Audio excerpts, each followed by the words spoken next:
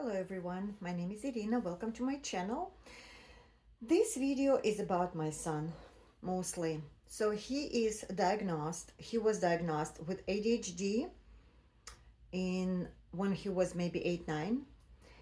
And also at that time, neurologists suggested that he probably had and still has a tourette syndrome.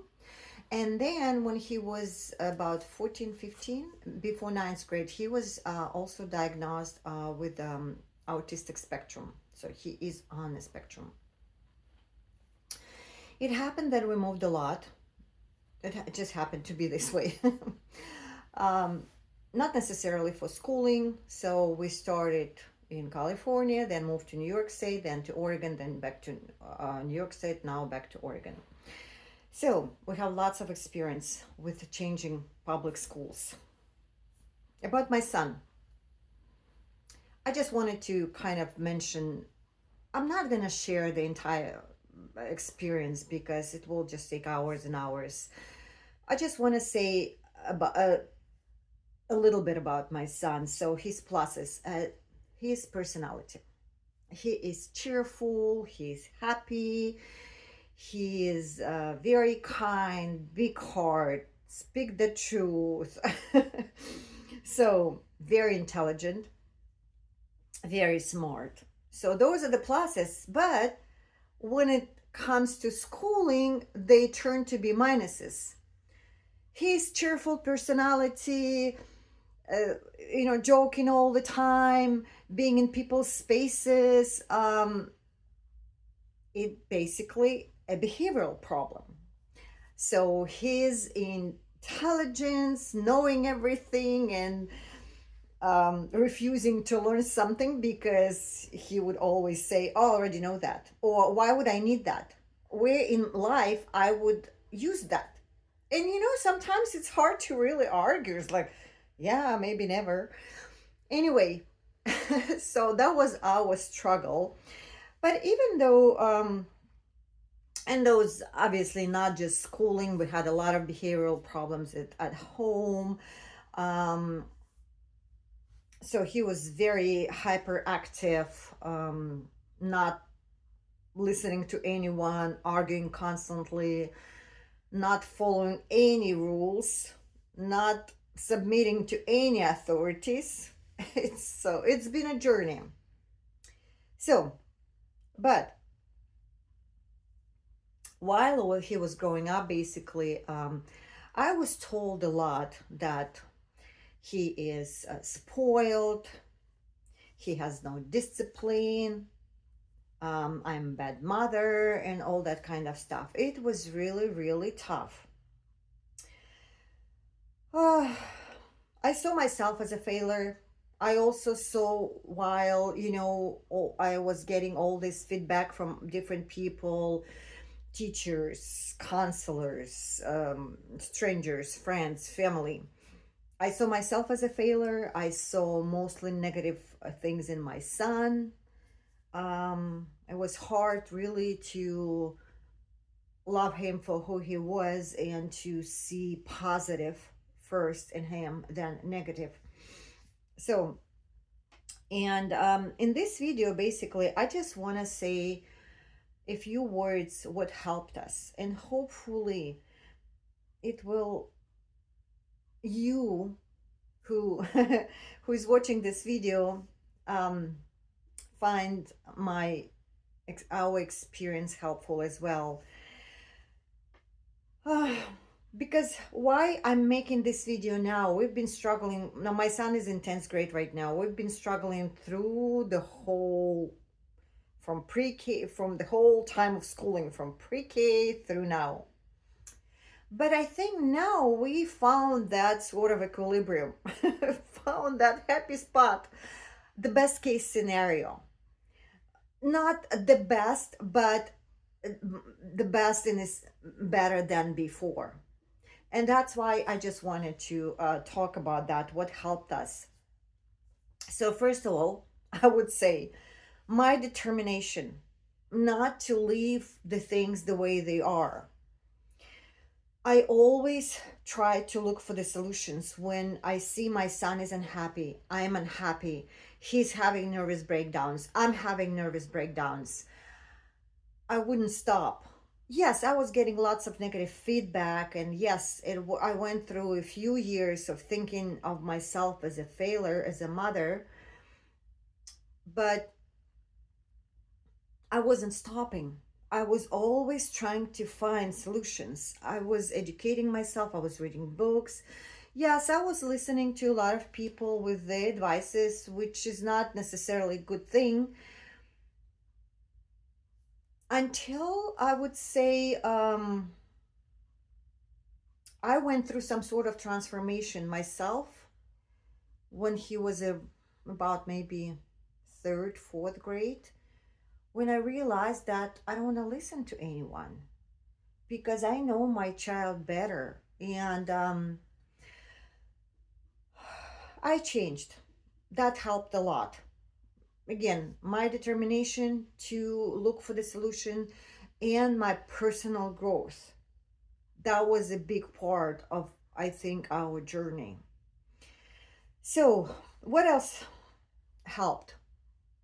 We started pre-K in California, Long Beach.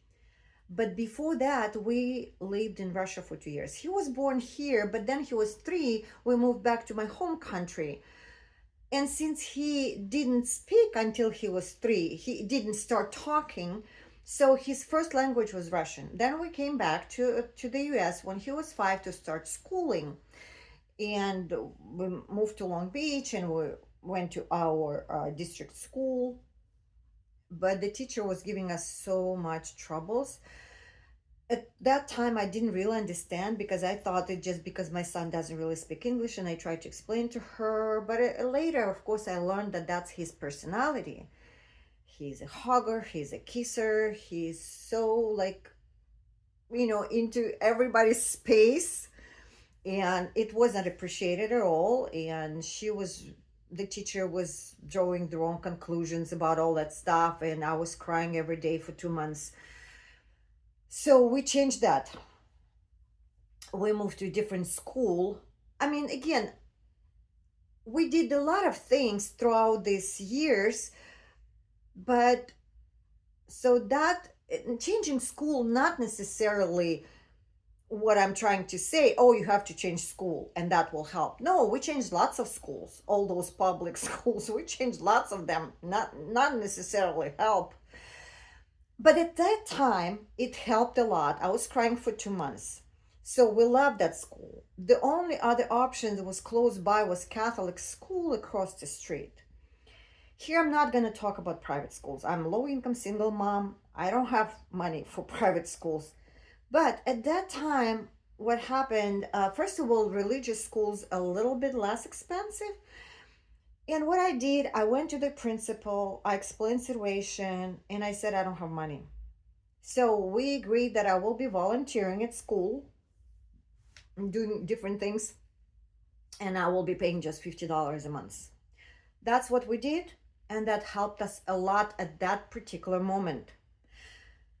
Because again, my indicator, my son is unhappy, although he wasn't really unhappy back then. Yes, he was getting in trouble, but he was so cheerful, so happy. I was mostly, like, because he was lecturing me, the teacher was lecturing me every day, so I wasn't happy mostly. But still, so because of my determination not to live things like that, I could have continued crying through the whole year, until things change, hoping they would change. But no, I decided just to take action, and we changed the school, and we finished pre-K and then kindergarten and that Catholic school. It was such a huge difference. Yeah, my son didn't change, but at that school, just different people, and they didn't make such a big deal that my son is such a hugger, and in other people's personal space, they were able to handle this, and they would never lecture me. So then, another thing what helped us when we moved out of after that, we moved to New York State, to Glens Falls. We went to Big Cross. Not the best school, at least it doesn't have good ratings, but it didn't matter. It worked for us. Teachers were great, principal was great. So what helped us while we were in elementary school, it was constant communication with teachers. Yes, we still had those behavioral problems. He was super hyperactive. At home, he wouldn't even sit for 1 minute to eat. He would be running around. So same he did at school, but didn't want to really do, like, work or something. He was just joking around, having fun. That's the whole purpose of my son, looks like, in this lifetime, to have fun. But constant communication with teachers helped so much, because we would come up with strategies, how to help him to concentrate better, to do something, to do some work at school. So then, while we were in elementary school, what happened while I was going through my personal sort of like spiritual transformation, that's when it was like, again, he was 8 or 9, maybe like third, fourth grade. That's when we went to pediatrician, and she diagnosed my son with ADHD. And at that time my son had lots of nervous tics. So we found like facial tics with hands. It was really getting in a way, like at school, because he couldn't do a lot of things. He couldn't write with his hands. So we went to see a neurologist, and she suggested that he has a Tourette syndrome. Because Tourette syndrome is not necessarily just nervous tics. There are lots of things. She gave me the whole list of red flags. And when I was reading through those things, I realized that I can just check all of them. My son has all of it. And if you're interested, just Google, the red flags for Tourette syndrome, and you would be surprised, especially if your kids has autism. A lot of those red flags would be probably, you would probably apply to your child as well. Anyway, that's what helped in elementary school, communicating to teachers and to being diagnosed. Not because I was seeking for, like, to give my son pills, medication. Not really. I mean, doctors talk about that, and I probably thought about that at that point. I don't remember. But it wasn't it helped me so much to understand my child. It was that time when I realized, no, I'm not a failure as a mother, and my child is not that bad as everybody's saying. Not everybody. Teachers loved him, lots of people that loved him, but lots of people that saw only negative in him, and they would complain to me, and somehow they made me, the way they saw him, I would see my child as a problem, constant problem. So being diagnosed helped tremendously for me to understand my child. I started reading about ADHD, about Tourette syndrome, and I just, realized my son is different. I don't have to listen to anyone. I don't have to read those books. I don't have to discipline them the way people say I should discipline him. So it was that time when I changed my perspective, and I just started looking at my child differently. And so all of a sudden, all these minuses, they started, turning into pluses. And now I adore him. I love him. We have problems he's a teenager. We have problems, but I'm trying to see through, kind of what's behind that. Nervous breakdowns, anger, something. I just trying to see through that wall and see those pluses. So now I adore him. I love him with all his minuses and pluses. So definitely helped to be diagnosed. So that was COVID. COVID started. We moved to Oregon fifth grade was hard just because my son is a social butterfly. He loves to interact with people. He loves to be among people. It was hard for him to stay at home. But I think what helped us to go through that year, because I was on unemployment thanks to COVID somehow. Um, and we just moved to Oregon. We didn't live here before, so it was our first time. We lived in Corvallis, Oregon at that time. We traveled so much through Oregon. We were taking trips pretty much every, I don't know, weekend. We saw so much, and it helped because I love traveling. He loves traveling. He loves seeing, changing of scenery and doing different things, going to the beach, to the woods, to the mountains, hiking. It's just so much. Oregon is so beautiful. Going to museums, so that helps a lot, sort of distracting him from this being stuck at home. Then sixth and seventh grade was tough. We went to middle school in Corvallis, Oregon, so academic pressure, of course, was higher. So now it wasn't just about behavioral problems, it was academic struggle, because he didn't want, if he doesn't like teacher, he doesn't like subject, it's just like you can do nothing to really make him do work. So I was trying to help him. um, Even though we did have 504 at that school, because that's another thing, to be diagnosed with ADHD or autism or something, maybe some other neurological disorders, I would say in quotation marks, because I don't think it's a disorder. To my opinion, all these neurological disorders, it's just evolution of the brain itself. And our kids, to be honest, our society is screwed up. But I think our kids with neurological disorders, they're much better than us. They're kind, they are smart, they see world differently. But we're trying to fit them in our society with pills, with our rules, with our standards, and that's the main struggle. And that's when, when I said that he was diagnosed with ADHD, and I went personally through some transformation. That's what I was trying to break, that vicious circle of me trying to fit my son into this society. That's when I was trying more to change the environment for him to blossom. So back to sixth and seventh grade. Yes, we did have 504, because when you have those diagnoses, you can apply for individual education at school. Unfortunately, I think the school didn't really have resources, because it was just a 30 minutes meeting with the counselor once a week. So I don't know, it didn't really help. We continue having problems. We were suspended many times, and I think bullying started. Not my son bullying people, but he was bullied a lot because he was different.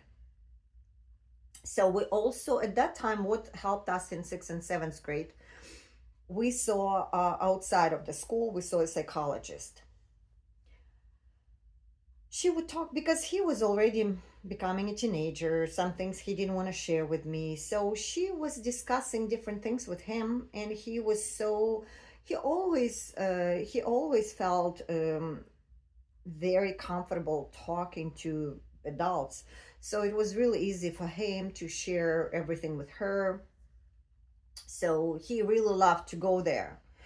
And again, I mean, in my opinion, it didn't really, like, seeing her didn't really help him much, especially like changing things at school. But you know what, at that point, I already stopped caring about that, about his grades, about what other people think about him. He loved his psychologist, the one that outside of the school. He loved to go see her, talk to her. That's all it mattered to me. My son was happy, I was happy, period. But the struggle in school, of course, was, very heavy, and we saw a psychiatrist, and that's the first time when we tried pills. But I have an opinion about the pills. I'm not judging anyone. I know that cases can be severe, but it's so sad and so unfortunate that since my son was diagnosed with ADHD, that's all the doctors were talking about, pills. They don't give us as parents a different solution. And it's so hard to see outside of the box when that's all you hear. And she gave us a pill for ADHD, for him to concentrate better, all that stuff. So we took it for 1 month, and I don't remember the name, unfortunately. And I stopped and I told her, I said no, because you know what, my son is very active, cheerful, and for the whole month he looks like a very sad couch potato. He lost interest in life. I didn't like that, so we stopped. And then a few months after that, the struggle at school continued. We tried another pill again. I don't remember the name. But again, we didn't, I don't think we even finished 1 month. I know we probably should have taken for longer to see the effect. But to my opinion, they didn't help him. All I saw side effects that my son changed. And I said, look, I'd rather have my son back. Yes, it's hard for me, for him being like all over the place and being so super hyperactive, but I'd rather have that. And I also worried about not just those side effects that I saw at that moment, but also about side effects that might have appeared later in life. How am I supposed to know what these pills are? So that's my experience. And again, I think we come to doctors and we that's all they talk about, pills, and that's what we ask of them, just to make our child fit better in the society. And that's what I disagree with now very strongly, because I think we just have to change the environment for our kids, not to make them fit. Um, what else? So we finished with seventh grade. Now we're moving back to New York State. Over there, we went to eighth grade and then high school, ninth grade. And that's when we were diagnosed with autism. My older daughter suggested, because at that time she was reading and watching a lot about autism, and she suggested that my son Ivan probably has autism. So yes, we were diagnosed. Our doctor, Dr. Lucas in Albany, New York. If somebody is interested, it's like it's she is a it's called, I think, a behavioral sort of doctor, but she works with kids with autism. She's great. She did lots of tests. And again, being diagnosed helped me a lot again. Well, I started reading about autism, started watching. So I started understanding my son even better. That's why I really, really recommend to go to a neurologist, to a good doctor, to talk about your child's neurological disorders, because it helps a lot to understand our kids better. So, but in eighth, ninth grade, what we had behavioral problems. Yes, they changed. He was not like a, that any like a energizer bunny anymore as he was in elementary school. But there was, he was a teenager, different behavior problems, still academic struggles, because in ninth grade, high school academic pressure is higher. We had lots of problems with bullying. He was bullied so much. He was even beaten up at the ninth grade. Scared me to death. It was a wakening call for me, definitely. And the ninth grade was also the time when we tried another pill. And I can write down for you the name. I actually have it over here.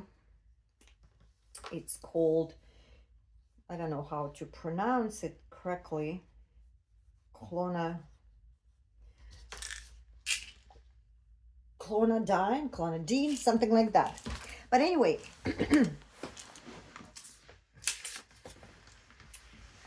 these pills, they not for him to concentrate, but I actually asked for those pills, Dr. Lucas, because when he was diagnosed with ADHD and we talk about the problems we're having, my main concern was his sleep pattern.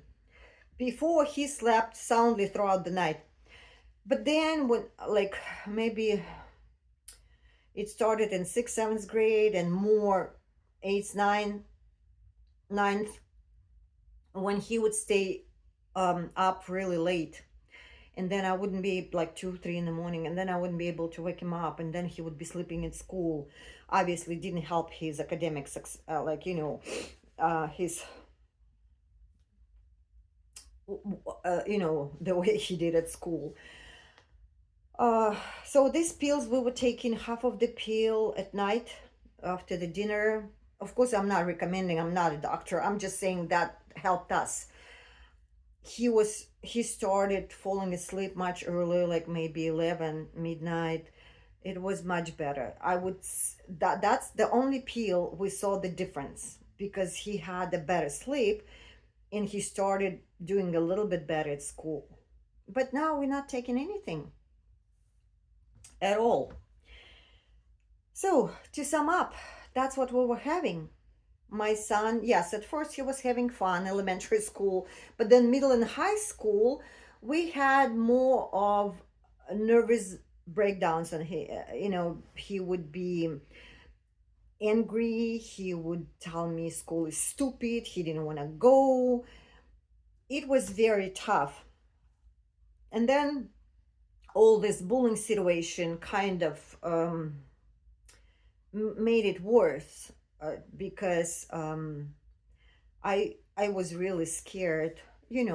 How these days things happen. Kids have argument at school, and then somebody brings knife or a gun, and that's how they resolve the argument, and it's really scary.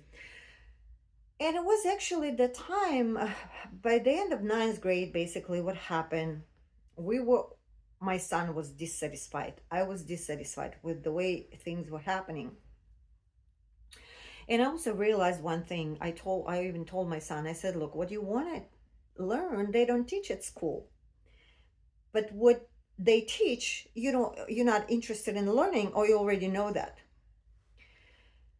Because as I said, he's very intelligent. He would always ask his math teacher some questions that, only like college level questions. That's basically when I started thinking about alternative education. That's what I want to share also here. That's what helped us to bring us here where we are right now.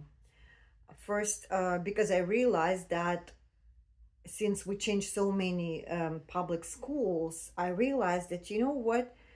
It's not the school itself, it's the system that doesn't work for my son. The way they teach, the way I don't know, it's just something that doesn't work for us. First, I started thinking about homeschooling, classes that you can at least choose electives that your child likes. That was our big problem in, like 8th and 9th grade, because he was always requesting electives that he wanted, like coding, like game designing, but they would never let him have those electives. They would always give him something that he's not interested in, which again brings us to square one. When we have problems, when we don't like the class, we're not gonna learn about it. It's not like something that they thought he would be interested in. No. So that's a plus about homeschooling. The minus, of course, that you have as a parent, you would have to be involved, and the requirements are so different from state to state. What happened in New York State, they're very strict. And I thought, what, I'm a single mom, I'm 100% a parent, I'm 100% a breadwinner, and I cannot be 100% a teacher. So, and my son didn't like that option because he wants to socialize. Of course, there always, it just, there's so many activities outside of the school, clubs and events and groups for kids that homeschool. So we would find something. My main concern was that I would not be able to follow the strict rules of the district to do homeschooling. Then I started looking at online options. Actually, before I thought that online always you have to pay for. No, they're free. Some of them free. So I actually found a couple websites I'm gonna share with you. So we're gonna scratch this clonidine. Connectionsacademy.com. It's all only Connections Academy. You enter your state and you see if you have connectionsacademy.com. It's free of charge online schooling if you have it in your state. In New York State, we didn't.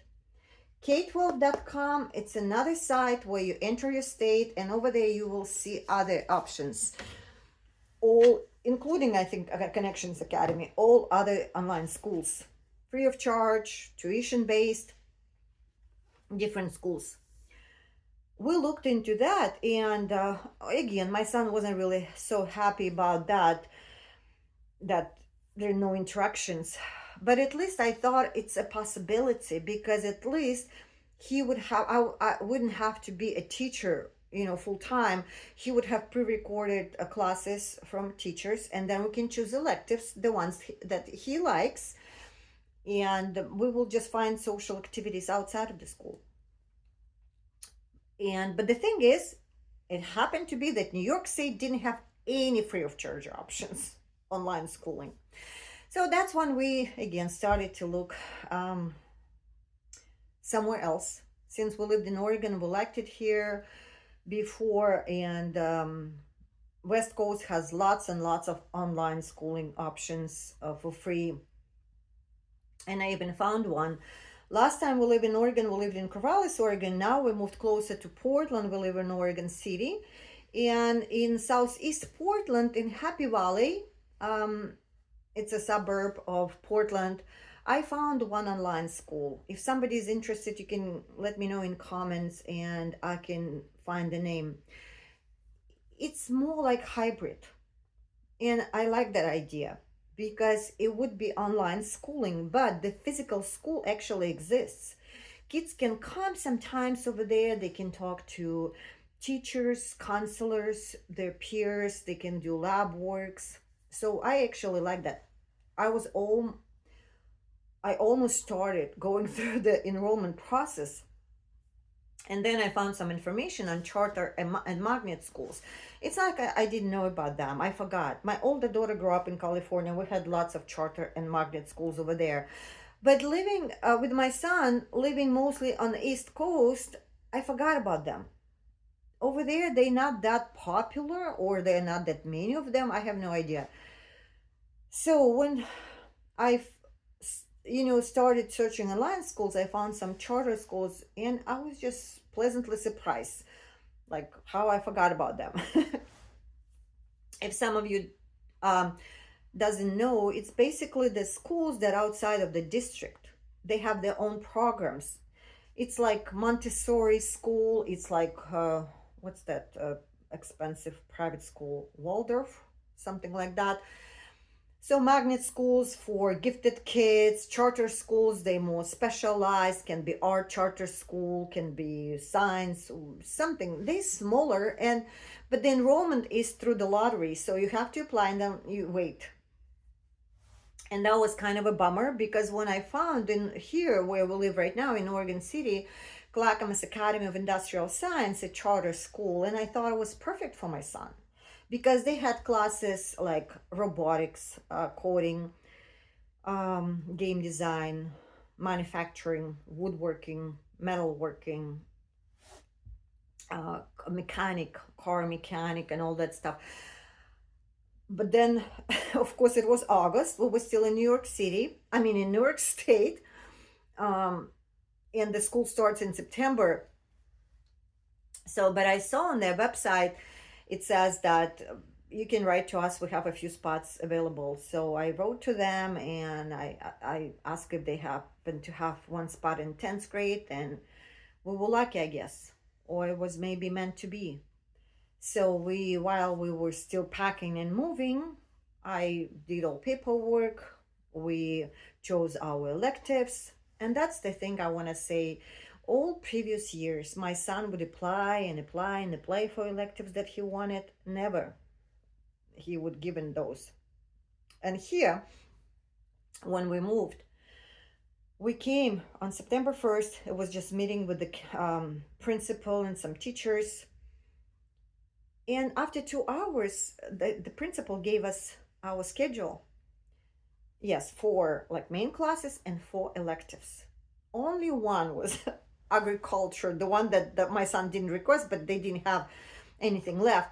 But 3 out of 4 coding, robotics, and game design. How cool is that? That's all he wanted to do. And now he's doing these things actually for school.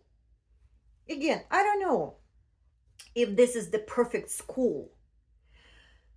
All I know that since September, now it's January 26th, so it's almost the end of the first semester. Since September, I never heard even once, school is stupid, I don't want to go there. Never had even one incident with bullying. Never had any complaints from teachers. Yes, we still have missing assignments. I'm trying to help him. They helped a lot at school. They don't really unload so many on me as it was back in like New York State, Saratoga Springs, our last school. They try to help at school as much as they can.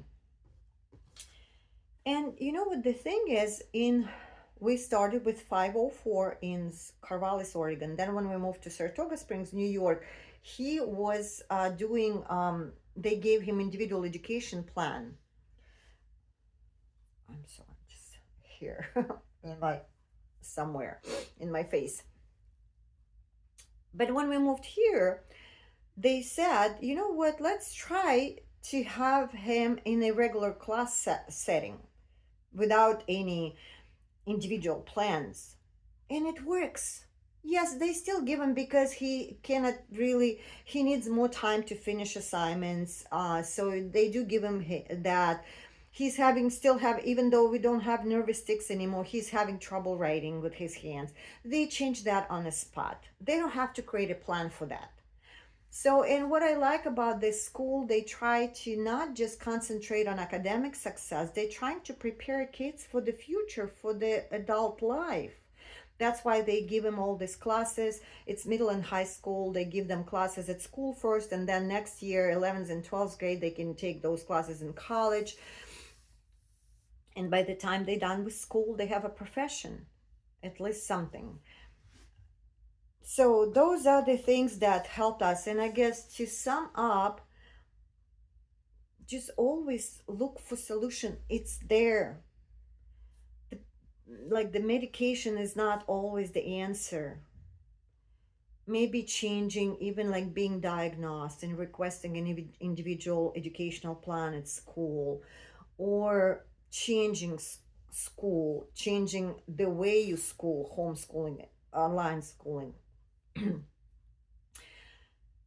Just trying to, I guess, love your child the way they are. They are beautiful souls, all I can say. All these kids with that society labeled them, kids with neurological disorders. They're all beautiful souls. And I know it's hard, believe me, and I'm a single mom. All this load was just on me. I cannot even, no one could even take part of that, to help me. It was tough, but where we are now, again, maybe not the perfect situation, but we're much happier, much calmer, much more comfortable. And moving is tough, but I'm not regretting that what we did. So good luck to everyone. And if you have questions, please ask in the comments. Bye.